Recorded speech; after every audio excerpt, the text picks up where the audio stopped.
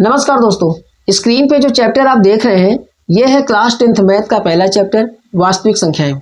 आज की first class में हम इस चैप्टर को बिल्कुल बेसिक से स्टार्ट करेंगे और इसमें सबसे पहले हम प्राकृतिक संख्या को समझेंगे, फिर पूर्ण संख्या किसे कहते हैं उसको समझेंगे, पूर्णांक, परिमेय संख्याएं, अपरिमेय संख्याएं और लास्ट में जो है वास्तविक संख्या को समझेंगे। ठीक है, तो चलिए सबसे पहले हम प्राकृतिक संख्या किसे कहते हैं इसे जो है अच्छे से समझ लेते हैं। ठीक है, तो देखिए प्राकृतिक संख्या, प्राकृतिक संख्याएं, इसे हम नेचुरल नंबर भी कहते हैं। Natural numbers. ठीक, सबसे पहले तो ये बताइए कि कोई भी बचपन में जब अपनी पढ़ाई स्टार्ट करता है तो गणित भाषा में सबसे पहले वह क्या सीखता है या सबसे पहले उसको क्या सिखाया जाता है? तो आपके दिमाग में आ रहा होगा कि सबसे पहले तो गिनती सिखाई जाती है। क्या सिखाई जाती है? गिनती, जिसे हम लोग काउंटिंग नंबर भी कहते हैं। क्या कहते हैं? Counting number. अच्छा, काउंटिंग नंबर होता क्या है? सबको पता है कि 1, 2, 3 या 1 2 3 4 5 डॉट डॉट डॉट। ठीक है, और गिनती जो है लगभग 100 तक सिखाई जाती है। ठीक है, 100 तक सिखाई जाती है, लेकिन यह 100 के आगे भी जाता है। ठीक, तो यह कहाँ तक जाता है भैया? अनंत तक जाता है। कहाँ तक जाता है? अनंत तक जाता है। एक से शुरू होकर इसका कोई अंत नहीं है कि कहाँ तक ये जाएगा। ठीक है, और गिनती लगभग जो है 100 तक जो है हमें सिखाया जाता है। ठीक, और इसी गिनती को जो अनंत तक जाती है इसी को हम लोग जो है प्राकृतिक संख्याएं कहते हैं। क्या कहते हैं भैया? प्राकृतिक संख्याएं। ठीक है, तो देखिए यहाँ पर 1 2 3 4 5 या 1 2 3 4 5 डॉट डॉट डॉट को प्राकृतिक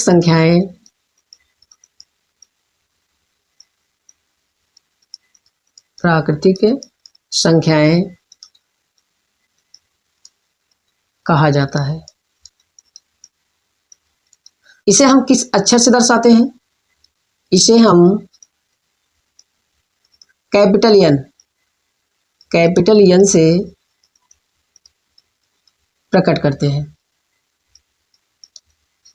कैपिटल एन से प्रकट करते हैं। ठीक है, अच्छा यहाँ देखिए पहले कि प्राकृतिक संख्या 1 से शुरू हो रही है और कहाँ तक जाएगी भैया? अनंत तक जाएगी। ठीक है, तो अगर यह 1 से शुरू हो रही है तो सबसे छोटी प्राकृतिक संख्या क्या होगी? 1 होगी। ठीक है, क्योंकि 1 से ही शुरू हो रही है तो यहां हम लिखेंगे सबसे छोटी प्राकृतिक संख्या कितना होता है भैया? 1 होता है। ठीक है, तो आइए अब हम देखते हैं कि पूर्ण संख्या किसे कहते हैं। देखिए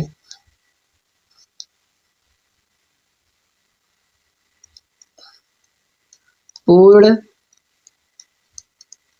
संख्याएं, इसे हम होल नंबर कहते हैं। Whole numbers. ठीक, देखिए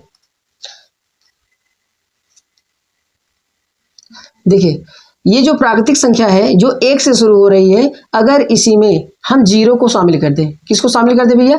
0 को। अगर हम इसमें 0 को मिला देते हैं तो यह संख्या जो है पूर्ण संख्या बन जाती है। ठीक है, तो यहां हम लिखेंगे 0 1 2 3 4 5 डॉट डॉट डॉट को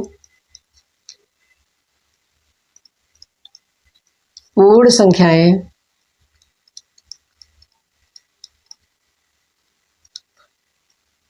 कहा जाता है। पूर्ण संख्याएं कहा जाता है। इसे हम W से प्रदर्शित करते हैं। इसे हम W से प्रदर्शित करते हैं। ठीक है, अच्छा यहाँ देखिए, पहले यहाँ हम देख रहे हैं कि पूर्ण संख्या होल नंबर जो है 0 से स्टार्ट हो रहा है और यह कहाँ तक जा रहा है भैया, अनंत तक ये भी जा रहा है। कहाँ तक जा रहा है, अनंत तक। ठीक है, तो अगर यह 0 से स्टार्ट हो रहा है तो इसका मतलब क्या हुआ कि सबसे छोटी पूर्ण संख्या कितनी है, 0 है। ठीक, तो यहां हम लिखेंगे सबसे छोटी पूर्ण संख्या बराबर 0। ठीक, तो आइए अब हम देखते हैं कि पूर्णांक किसे कहते हैं। देखिए, पूर्णांक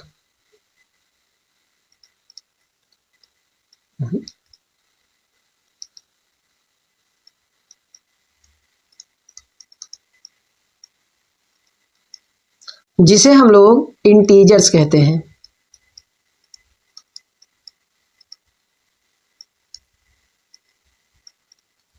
ठीक, देखिए अभी जो हम पूर्ण संख्या समझे थे वह 0 से शुरू हो रही थी और 1 2 3 4 करके अनंत तक जा रही थी। ठीक है, अब उस पूर्ण संख्या को जो है हम ऐसे भी लिख सकते हैं। कैसे, देखिए यहां लिखेंगे हम 0, फिर लिखेंगे 1 को लिखेंगे +1, 2 को लिखेंगे +2, 3 को लिखेंगे +3 एंड डॉट डॉट डॉट।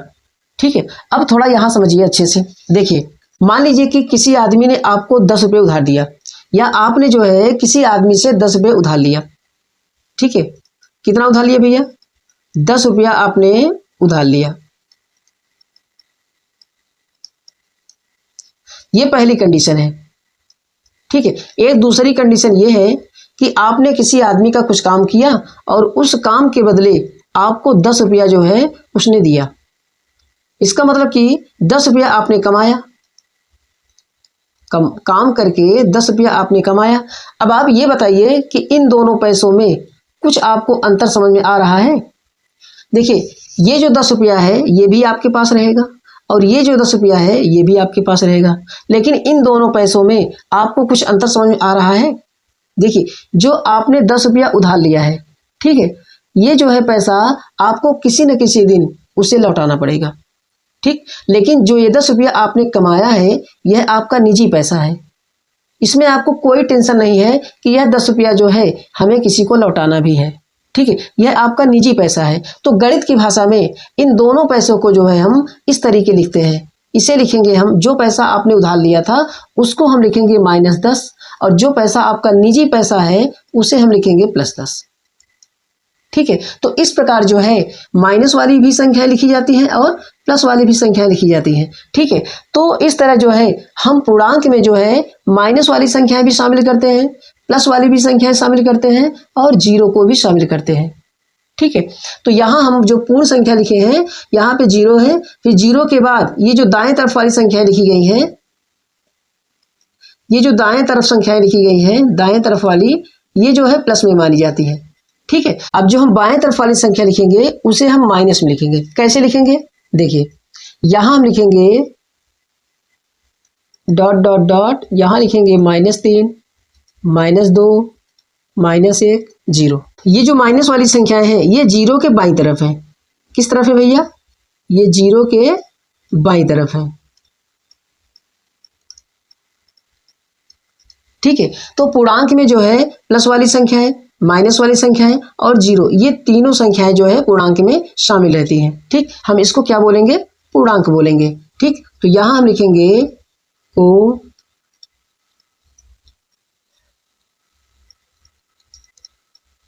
पूर्णांक कहा जाता है। ठीक, इसे हम जेड से प्रकट करते हैं। ठीक, अच्छा जेड से क्यों प्रकट करते हैं, यहाँ पूर्णांक इंग्लिश इंटीजर है तो इसे हम जेड से क्यों प्रकट करते हैं, ध्यान दीजिएगा। पहले जर्मन भाषा में एक शब्द है जेहलिन, जर्मन भाषा में एक शब्द है जेहलिन, तो जेहलिन का जो पहला अक्षर जेड है उसी से जो है हम इसको पूर्णांक को दर्शाते हैं। ठीक है, और जेहलिन का मतलब होता है गिनना, जेहलिन का मतलब होता है गिनना। तो पूर्णांक जो हम जेड से दर्शाते हैं वह जेहलिन के पहले वाले अक्षर से दर्शाया जाता है जेड से। ठीक, उसका अर्थ होता है गिनना, और ये जर्मन भाषा का एक शब्द है, इसमें कोई आश्चर्य होने वाली बात नहीं रहनी चाहिए। ठीक, देखिए, अच्छा यहाँ देखिए, पहले दोनों तरफ जो है डॉट डॉट लगा हुआ है, इसका मतलब ये हुआ कि दोनों तरफ यह संख्याएं जो है अनंत रूप से बढ़ सकती हैं। दोनों तरफ जो है अनंत तक ये संख्याएं जाती हैं। ठीक है, प्लस वाली संख्याओं को हम लोग धनात्मक संख्याएं कहते हैं, और माइनस वाली संख्याओं को हम लोग ऋणात्मक संख्याएं बोलते हैं। ठीक है, तो प्लस वाली को क्या बोलते हैं भैया? प्लस वाली को बोलते हैं हम लोग धनात्मक संख्याएं। क्या बोलते हैं? इसको बोलते हैं हम लोग धनात्मक संख्याएं, पॉजिटिव नंबर, और इसको बोलते हैं हम लोग ऋणात्मक संख्याएं। क्या बोलते हैं? ऋणात्मक संख्याएं। ठीक है, और यहाँ आपको मालूम होना चाहिए कि जीरो को जो है न तो प्लस में लिखा जाता है और न माइनस में लिखा जाता है। ठीक है, जीरो को जो है, जीरो को न तो प्लस में और न तो माइनस में लिखा जाता है। ठीक, इसमें एक बात और समझ लीजिए कि दाहिने तरफ वाली संख्याएं बाएं तरफ वाली संख्याओं से बड़ी मानी जाती हैं। जैसे मान लीजिए कि यहाँ पर 0 और +1, तो 1 बड़ा होगा, 0 छोटा होगा। और यहाँ देखिए -1 और 0, तो -1 और 0 में कौन बड़ा है? तो -1 और 0 में 0 बड़ा है, क्योंकि 0 दाहिने तरफ है और -1 बाएं तरफ है। ठीक है, अगर हम कहें कि -3 बड़ा है कि -2 बड़ा है, तो आप कहेंगे -2 बड़ा है, क्योंकि यह दाहिनी तरफ है। तो याद रखिएगा कि दाहिनी तरफ वाली संख्याएं अपने बाएं तरफ वाली संख्याओं से बड़ी होती हैं। ठीक है, तो चलिए अब हम जो है अगली वाली संख्या को समझते हैं, जिसको हम कहते हैं परिमेय संख्याएं। देखिए,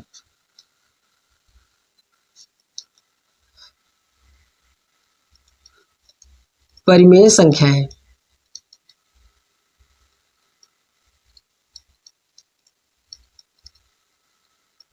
परिमेय संख्याएं, जिसको हम कहते हैं रेशनल नंबर।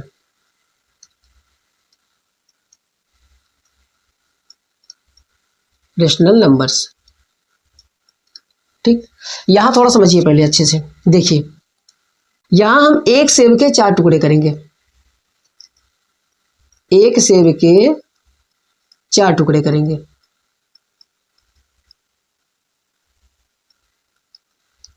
अब ये बताइए कि अगर एक टुकड़े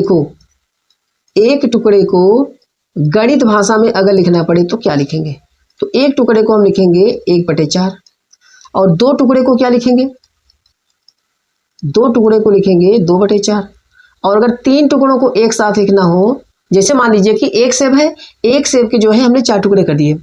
एक सेब के, जैसे मान लीजिए सेब है, उस सेब के 4 टुकड़े हम कर दिए। ठीक है, तो 3 टुकड़ा जो है हम किसी को देना चाहते हैं। अगर हम 3 टुकड़ा किसी को देना चाहते हैं तो गणित की भाषा में हम क्या बताएंगे कि उसे हम कितना दिए हैं? तो गणित भाषा में अगर 3 टुकड़ा उसे देना है तो हम उसे लिखेंगे 3/4, क्योंकि 4 क्या बता रहा है कि 4 टुकड़े हुए हैं, और 4 में से 3 उसको हम दे रहे हैं, तो इसको गणित की भाषा में लिखा जाता है 3/4। ठीक है, तो ध्यान दीजिए कि प्राकृतिक संख्याओं में 1 2 3 4 था, पूर्ण संख्याओं में जो है क्या था? 0 1 2 3 4 था, और पूर्णांक में क्या था?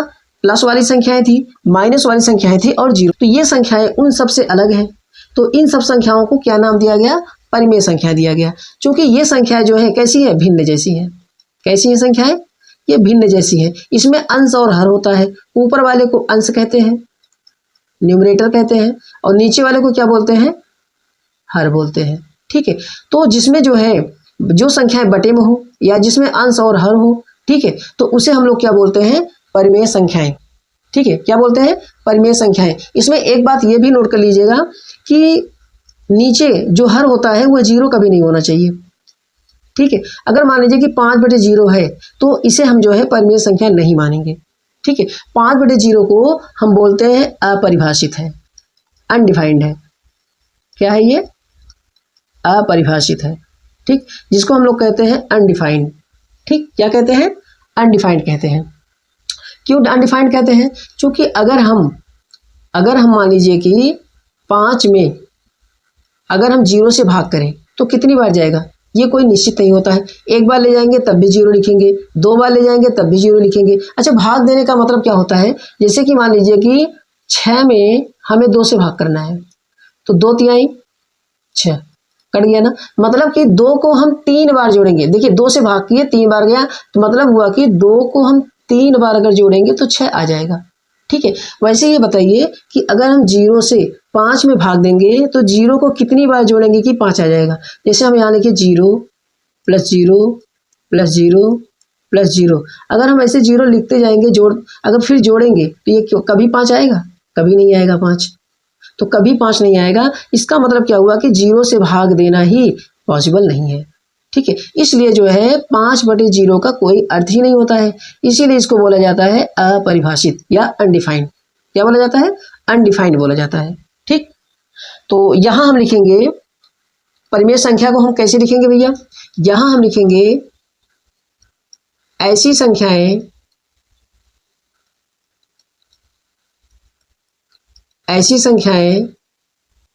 जो P/Q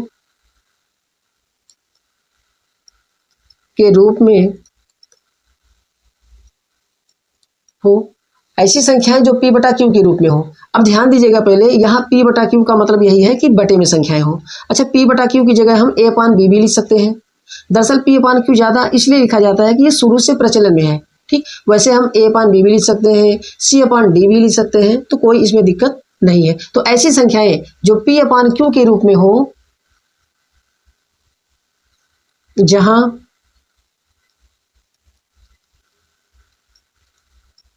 P तथा Q पूर्णांक हो और Q ≠ 0। Q ≠ 0 का मतलब नीचे वाला 0 नहीं होना चाहिए। तो परिमेय संख्या की पूरी डिफिनेशन ऐसी लिखी जाती है कि ऐसी संख्याएं जो P/Q के रूप में हो, जहां P तथा Q पूर्णांक हो और Q ≠ 0।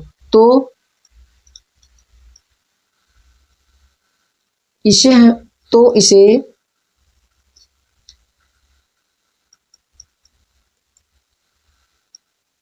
परिमेय संख्याएं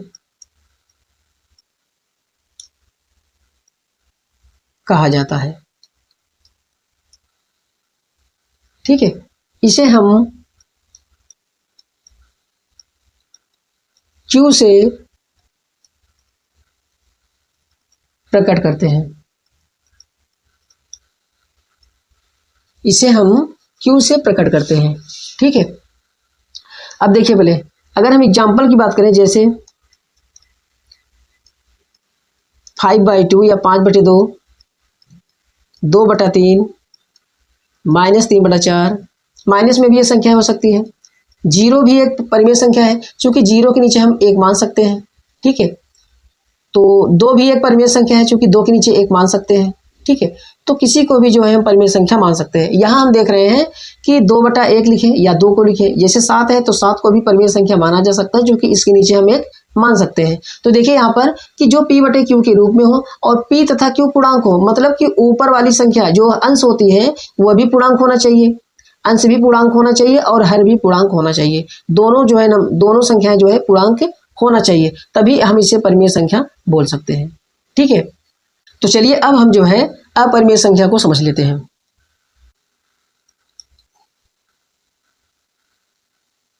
अपरिमेय संख्याएं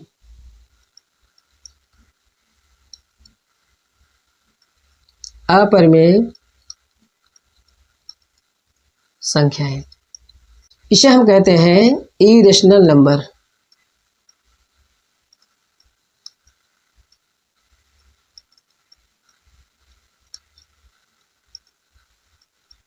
ठीक।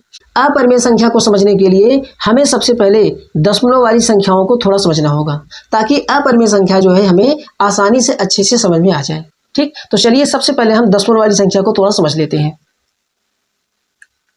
देखिए यहां हम सबसे पहले समझेंगे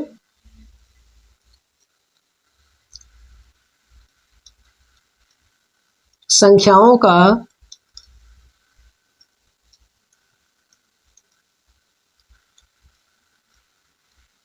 दशमलव निरूपण। संख्याओं का दशमलव निरूपण। तो यहां सबसे पहले देखिए हम दशमलव वाली संख्याएं कहां से प्राप्त करते हैं? भाग करके। जैसे मान लीजिए कि पहला एग्जाम्पल हम ले रहे हैं 5/2 का। ठीक है, 5/2 को अगर हम दशमलव में चेंज करें तो 5 में 2 से भाग करना पड़ेगा। ऐसे जैसे कि मान लीजिए कि हम 5 में 2 से भाग करें तो 2 दूनी 4, 1 आएगा, यहाँ दशमलव बढ़ाएंगे, यहाँ 0, फिर हो जाएगा 2 पंजे 10। ठीक है, ये पूरा कट गया। अब देखिए पहले यहाँ 5/2 को हम लिख सकते हैं 2.5। ठीक है, एक दूसरा एग्जाम्पल लेते हैं।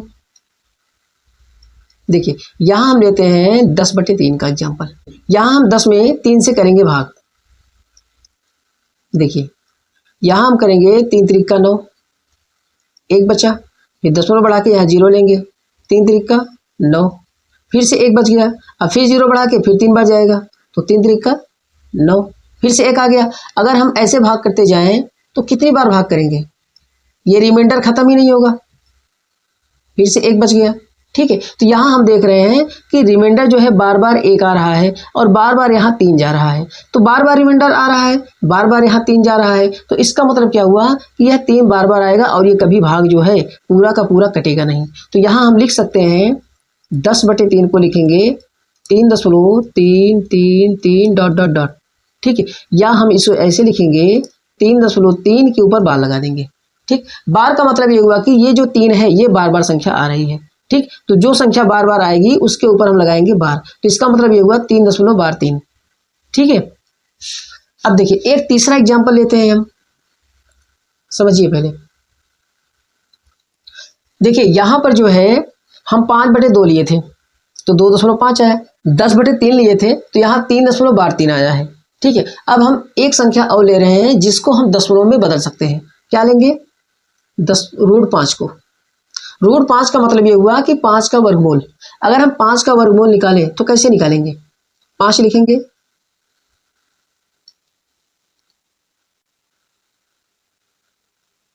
देखिए यहां हम 2 बार ले जाएंगे तो 2 दूनी 4, 1 बचेगा, इसको हम जोड़ेंगे 2 2 4 हो जाएगा। ठीक है, वर्गमूल तो सबको आ रहा होगा। यहाँ हम बढ़ाएंगे, दशमलव बढ़ा के 0 लेंगे, फिर 0 ले सकते हैं। ठीक है, तो यहाँ दशमलव को ऊपर कर देंगे, ये 2 0 हम यहाँ उतार लेंगे तो 2 बार जाएगा, तो 2 दूनी 4 हो जाएगा और 2 चौको 8 हो जाएगा। फिर घटाएंगे, 10 में 4 गए 6, 9 में 60 गए 1 आ गया, 1 आ गया, 10 में 4 गए 6, 9 में 60 गए 1। ठीक, 2 2 4 यहाँ फिर जोड़ेंगे हम, 2 2 4 और ये 4 आया, फिर ये दोनों 0 उतार लेंगे हम लोग। फिर कितनी बार जाएगा, ये 3 बार, तो यहाँ हम ले जाएंगे 3 बार, तो लिखेंगे यहाँ 3 3 त्रिक का 9 और 3 चौको 12 और 3 चौको 12 1 13। फिर से घटाएंगे, ठीक है, फिर से घटाएंगे और फिर हम भाग ले जा सकते हैं, मतलब फिर से आगे बढ़ा सकते हैं इसको। ये पूरा का पूरा कटेगा नहीं, ये भी पूरा का पूरा कटेगा नहीं। अगर आगे आप ले जाएंगे तो यहाँ 6 आएगा, ठीक है, यहाँ फिर 0 आएगा, ऐसे ये आगे बढ़ता चला जाएगा और पूरा का पूरा ये कभी कटेगा नहीं। ठीक है, तो यहाँ हम देख रहे हैं कि √5 को जब दशमलव में चेंज किए वर्गमूल निकालकर तो आया 2.236 डॉट डॉट डॉट। ठीक है, यहाँ देखिए तीनों के तीनों दशमलव एक जैसे नहीं है। यहाँ देखिए जब 5/2 को, ध्यान से देखिए, जब 5/2 को हम चेंज किए तो 2.5 आया, ये पूरा का पूरा भाग कट गया था। ठीक, जब 10/3 को जब हम चेंज किए तो ये पूरा का पूरा भाग नहीं कटा, लेकिन ये जो संख्या है बार बार रिपीट हो रही है, बार बार ये संख्या रिपीट हो रही है। यहाँ हम देख रहे हैं कि 5/2 ये परिमेय संख्या है। क्या है ये परिमेय संख्या है। और यहाँ जो 10/3 है ये भी परिमेय संख्या है। ठीक, यहाँ जो √5 है ये तो परिमेय संख्या नहीं हो सकती, क्योंकि अभी हम लोग परिमेय संख्या के बारे में क्या पढ़े हैं कि ऐसी संख्याएं जो बटे में हो, जो p/q के रूप में हो, तो इसके नीचे एक तो मान सकते हैं, लेकिन दोनों पूर्णांक होने चाहिए। एक पूर्णांक तो है लेकिन √5 जो है पूर्णांक नहीं है। ठीक है, तो इस तरह जो है जो √5 है इसको हम लोग बोलते हैं अपरिमेय संख्या। क्या बोलते हैं इसको, अपरिमेय संख्या। इसे हम बटे में कभी नहीं लिख सकते। ठीक है, बटे में लिखने का मतलब लिख सकते हैं लेकिन परिमेय संख्या के रूप में नहीं लिख सकते। क्यों, क्योंकि ऊपर वाला जो है पूर्णांक नहीं है, ये अंश जो है पूर्णांक नहीं है। क्योंकि पूर्णांक में हम लोग जानते हैं प्लस वाली संख्या है, माइनस वाली संख्या है और 0 होता है। ठीक है, तो ये तो ना तो प्लस वाली संख्या है, ना तो माइनस वाली संख्या है, ना तो 0 है, ये तो √5 है। ठीक, तो अपरिमेय संख्या को हम √5, ऐसी संख्याएं जो रूढ़ में हो और जिनका पूरा का पूरा वर्गमूल न निकल पाए तो उसे हम लोग क्या बोलते हैं, अपरिमेय संख्या। जैसे √2, √3, √5, √7। ठीक है। और अपरिमेय संख्या को हम लोग दशमलव में भी लिख सकते हैं इस तरीके, जैसे 2.236। इसमें बार बार कोई संख्या रिपीट नहीं होनी चाहिए और डॉट डॉट लगा देंगे। जैसे ये वाली संख्या ये बार बार रिपीट हो रही है तो ये परिमेय संख्या में माना जाएगा, और ये संख्या जो है अपरिमेय संख्या मानी जाएगी, क्योंकि कोई भी संख्या बार बार रिपीट इसमें नहीं होगा। पूरा का पूरा वर्गमूल आप निकाल के थक जाएंगे, लेकिन ऐसी कोई संख्या नहीं आएगी कि बार बार रिपीट हो ये। ठीक है। संख्याओं का दशमलव निरूपण, तो यहाँ हम देख रहे हैं कि दशमलव वाली संख्याएं दो प्रकार की होती हैं। एक तो यहाँ पे देखिए पूरा का पूरा कट गया था, और एक जो है यहाँ पे पूरा पूरा नहीं कटा है, और ये भी जो है पूरा का पूरा नहीं कटा है। तो दो प्रकार की दशमलव वाली संख्याएं होती हैं। इनको हम क्या कहते हैं भैया, देखिए, एक को कहते हैं शांत दशमलव,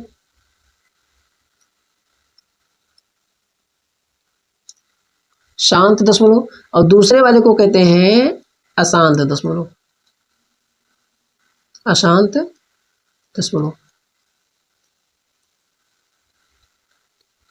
ठीक है। अब देखिए पहले जो शांत दशमलव है ये 5/2 वाला है, क्योंकि ये पूरा पूरा कट गया था। तो शांत दशमलव जो है, जो पूरा का पूरा कट गया था, उसे हम शांत दशमलव कहेंगे। और अशांत दशमलव में यहाँ दो प्रकार की संख्याएं आती हैं। एक तो 10/3 वाला, ये भी अशांत है, और ये √5 ये भी अशांत है। तो अशांत वाले को भी हम दो प्रकार से बांट सकते हैं।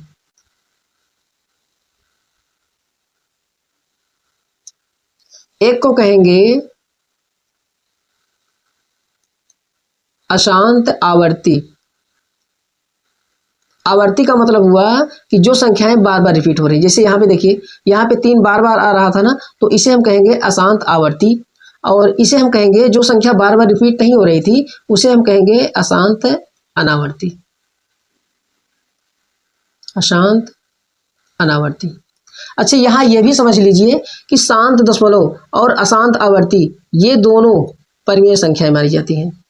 क्या मानी जाती है भैया, परिमेय संख्याएं। ये दोनों परिमेय संख्याएं मानी जाती हैं, क्योंकि यहाँ 5/2 और यहाँ 10/3 ये दोनों परिमेय हैं, और यही दोनों दशमलव के रूप में चेंज किए हैं। तो इसीलिए जो है हम शांत दशमलव और अशांत आवर्ती वाले को जो है क्या मानते हैं, परिमेय मानते हैं। ठीक है। और अशांत अनावर्ती को हम क्या मानते हैं, अपरिमेय मानते हैं। क्या मानते हैं, अपरिमेय संख्या। ठीक है। तो अपरिमेय के एग्जाम्पल क्या है, अभी जैसे बताया कि √2, √3, √5, √7। ठीक है। अभी हम अपरिमेय संख्या जो है देखने वाले हैं। ठीक, देखिए, तो यहां हम लिख सकते हैं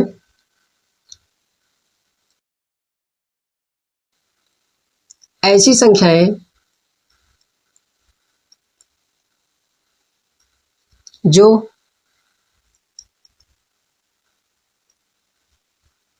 P/Q के रूप में न हो,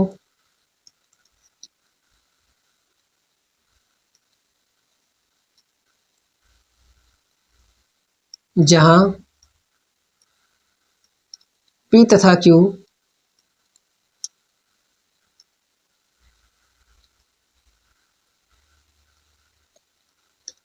पूर्णांक हो और Q ≠ 0, तो इसे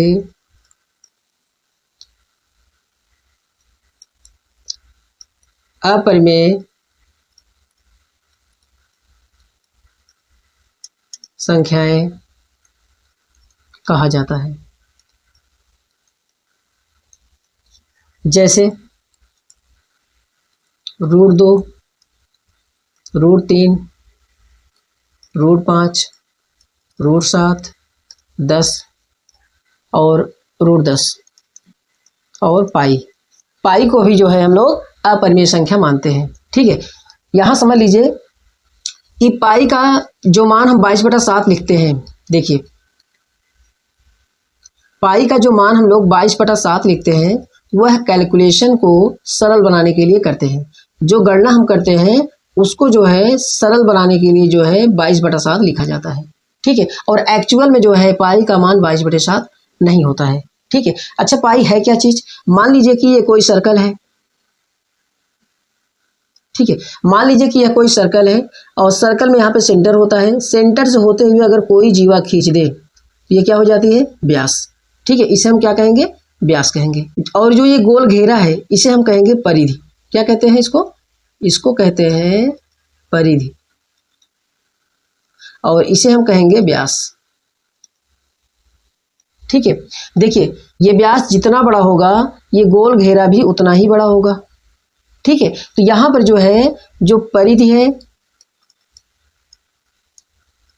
और जो व्यास है, तो परिध बटा व्यास, परिध बटा व्यास। जब परिधि में व्यास से भाग दिया गया तो यह जो है एक अपरिमेय संख्या निकली। क्या निकली भैया? अपरिमेय संख्या। और इसी अपरिमेय संख्या को पाई से दर्शाया जाता है। इसी अपरिमेय संख्या को पाई से दर्शाया जाता है। तो आप समझ जाइएगा कि परिधि बटे व्यास। अब यहाँ यह भी कंफ्यूजन हो रहा होगा कि परिधि बटे व्यास, ये तो बटे में है, ये तो भिन्न वाली संख्या हो गई, बटा लिखा है ना, यहाँ बटा है ना, तो ये भिन्न वाली संख्या हो गई ना, तो इसे जो है हम लोग परिमेय संख्या बोल सकते हैं। लेकिन हम आपको बताए हैं कि बटे में अपरिमेय संख्या भी हो सकती है, लेकिन परिमेय होने के लिए क्या होता है कि अंश और हर दोनों को क्या होना चाहिए? पूर्णांक होना चाहिए। ठीक है, व्यास को अगर हम मान लीजिए यहाँ से लेके यहाँ तक 1 मान ले या 2 मान ले या 3 मान ले, ठीक है, तो व्यास को हम पूर्णांक मान सकते हैं। लेकिन जब परिधि जो गोल घेरा होगा उसको हम मेजरमेंट करेंगे या उसको अगर हम नापेंगे ना, तो वो कभी जो है पूर्णांक नहीं निकलता है, वह कभी जो है पूर्णांक नहीं निकलता है, वह पॉइंट में निकलता है। और पॉइंट में ऐसा निकलता है, दशमलव में ऐसी संख्या निकलती है कि जो बार बार रिपीट भी नहीं होता है। तो कैसा निकलता है? अशांत अनावर्ती निकलता है। कैसा निकलता है? अशांत अनावर्ती। ठीक है, तो यहाँ पे जो है जो परिध होता है अशांत अनावर्ती निकल गया, और कभी कभी व्यास अशांत अनावर्ती निकल जाएगा। तो अंश और हर में दोनों में से कोई न कोई जो है अपरिमेय संख्या निकल जाती है, इसीलिए जो है परिध बटे व्यास को पाई का नाम दे दिया गया। ठीक है, और ग्रीक भाषा का यह शब्द है। किस भाषा का शब्द है? ग्रीक भाषा का यह शब्द है। ठीक है, ग्रीक भाषा में अल्फा बीटा गामा भी होता है, लेकिन शुरू में जब परिध बटे व्यास को पाई ही नाम दिया गया तो आज तक नाम वही प्रचलित है। ठीक है, तो इसमें कोई आश्चर्य नहीं होना चाहिए। ठीक है, शुरू में अगर हम इसको अल्फा नाम दे दिए होते या बीटा नाम दे दिए होते तो यही नाम प्रचलन में आ जाता, लेकिन शुरू में पाई दिया गया तो परिध बटे व्यास को हम लोग पाई कहते हैं।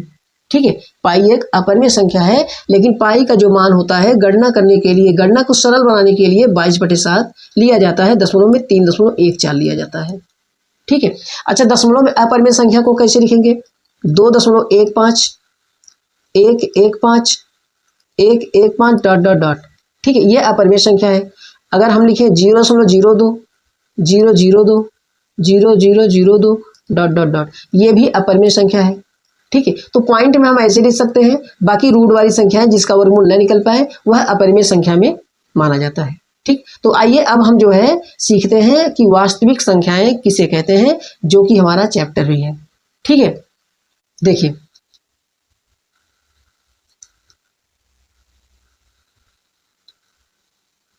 वास्तविक संख्याएं, इसे हम लोग क्या कहते हैं? Real number.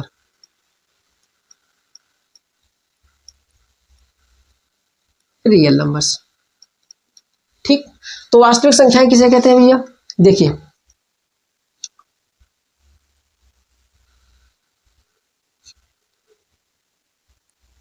परिमेय और अपरिमेय संख्याएं, परिमेय और अपरिमेय संख्याएं वास्तविक संख्याएं कहलाती हैं। वास्तविक संख्याएं कहलाती हैं। कहने का मतलब यह है कि परिमेय संख्याएं और अपरिमेय संख्याएं, ये दोनों संख्याएं मिलकर जो है वास्तविक संख्याएं कहलाती हैं। ठीक है, और वास्तविक इसे हम कैपिटल आर से प्रकट करते हैं। कैपिटल आर से प्रकट करते हैं। ठीक है, एग्जाम्पल के लिए अगर हम लिखें, कुछ भी लिख सकते हैं, √2 2/3 -2 0 1 0.2, 2.3, 2 के ऊपर बार लगा दें, 2.31, 3.31, 3.331 डॉट डॉट डॉट, ये सब जो है वास्तविक संख्याएं मानी जाती हैं। ठीक है, क्योंकि देखिए ये अपरिमेय है, ये परिमेय है, ये भी परिमेय है, ये भी परिमेय है, ये भी परिमेय है, और ये क्या है, ये भी परिमेय है। इसे भिन्न में बदल सकते हैं, बटे में आ जाएगा। ये भी परिमेय है, क्योंकि बार वाला है, बार वाले को भी परिमेय मानते हैं, और ये भी अपरिमेय है। ठीक है, तो परिमेय और अपरिमेय दोनों संख्याएं क्या कहलाती हैं, वास्तविक संख्याएं कहलाती हैं। ठीक है, अच्छा यहाँ थोड़ा एक बात और देख लीजिए।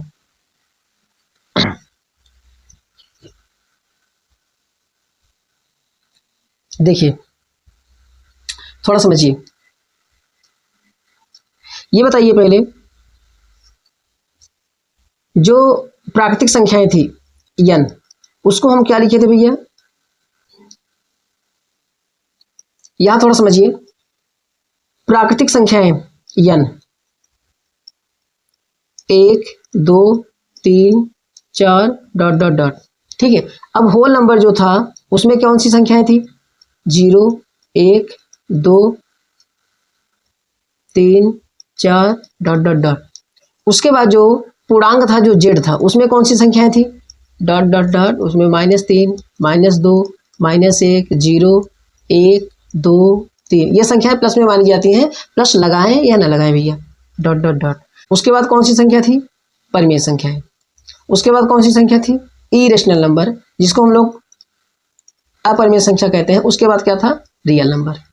ठीक है, अब ये बताइए पहले, देखिए यहाँ पर, यहाँ नेचुरल नंबर में 1, 2, 3, 4 है, यहाँ होल नंबर में 0, 1, 2, 3, 4 है। तो यहाँ हम देख रहे हैं कि पूरा का पूरा जो नेचुरल नंबर है होल नंबर में जो है शामिल है। ठीक है, तो हम अगर नेचुरल नंबर को जो है एक सर्कल से प्रकट करें,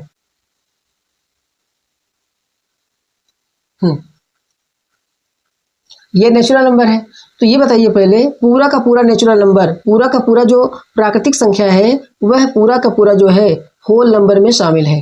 तो हम क्या करेंगे, होल नंबर के अंदर इसको रख सकते हैं। तो यहां हम लिखेंगे होल नंबर। ठीक है, अब पूरा का पूरा देखिए पहले, जो 0, 1, 2, 3, 4 है, जो पूर्ण संख्या पूरी की पूरी है, वह जो है पूर्णांक में शामिल है। तो इसका मतलब क्या हुआ कि जो होल नंबर है वह पूरा जेड में शामिल है, पूरा जेड में समाया हुआ है। तो हम क्या करेंगे कि पूरा का पूरा होल नंबर जो है जेड के अंदर रख सकते हैं।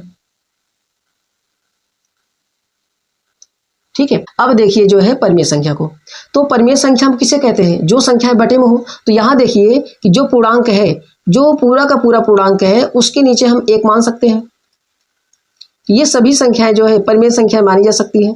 तो पूरा का पूरा जो पूर्णांक है परिमेय संख्या ही तो है, इसके नीचे 1 मान सकते हैं। और अगर 1 मान सकते हैं तो ये 1 तो पूर्णांक ही है ना, तो ये भिन्न में हो गई, तो बटे में संख्या p/q के रूप में हो गया ना।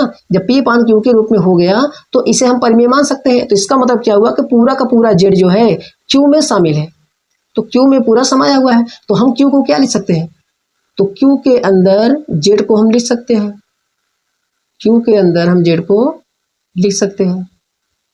ठीक है, तो यहां लिखेंगे q। अब देखिए जो अपरिमेय संख्या है वह इन सब से अलग है। अपरिमेय संख्या परिमेय संख्या से अलग है ना, क्योंकि परिमेय संख्या को हम बटे में लिख सकते हैं, भिन्नात्मक संख्या होती है, p/q के रूप में लिख सकते हैं। और अपरिमेय संख्या को हम p/q के रूप में नहीं लिख सकते, तो अपरिमेय संख्या को हम अलग से लिख सकते हैं। तो यहां पे हम लिख सकते हैं अपरिमेय संख्या। ठीक है, अब देखिए पहले, अपरिमेय संख्या और परिमेय संख्या, ये दोनों संख्याएं मिलकर क्या कहलाती हैं, वास्तविक संख्या कहलाती हैं। ये चारों संख्याएं और अपरिमेय संख्याएं, तो ये कुल 5 संख्याएं जो है वास्तविक संख्याएं मानी जा सकती हैं। तो कुल मिला के जो है ये सभी संख्याएं वास्तविक संख्याओं के अंदर शामिल हैं। तो इसे हम लिख सकते हैं, तो इसे हम जो है इन सबको जो है वास्तविक संख्या के अंदर हम कर सकते हैं। तो इसे हम लिखेंगे r। ठीक है, तो इस तरह जो है सभी परिमेय संख्याएं और सभी अपरिमेय संख्याएं मिलकर जो है वास्तविक संख्याएं बनाती हैं। ठीक है, तो आज हम लोगों ने सभी संख्याओं को बहुत अच्छे से समझा। नेक्स्ट वीडियो में हम भाज्य संख्याएं और अभाज्य संख्याओं को भी समझेंगे और एचसीएफ और एलसीएम को निकालना भी सीखेंगे। ठीक है, अगर वीडियो अच्छा लगा हो तो लाइक, शेयर और सब्सक्राइब करना मत भूलिएगा। तो चलिए मिलते हैं अब नेक्स्ट वीडियो में।